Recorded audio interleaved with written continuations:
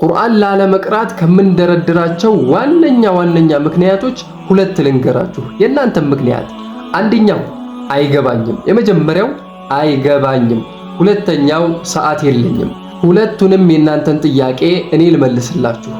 አይገባኝም ለምትሉ ሰዎች አልሂዳያ ኦንላይን ቁርአን ማዕከል መጥቷል። አልሂዳያ ከመጣ በኋላ ቁርአን አልገባኝም የሚል ሰው አላየንም።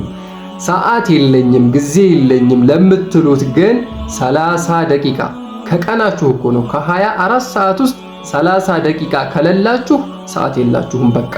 እርግጠኛ ሁኜ ግን የምነግራችሁ ነገር ቲክቶክ ላይ ስክሮል ስናደርግ የምንውለው 30 ደቂቃ ግን አለ፣ ትርፍ ማለት ነው። ትርፍ 30 ደቂቃ ቲክቶክ እና ዩቲዩብ ላይ ስናይ የምንቆየው ሰዓት አለ።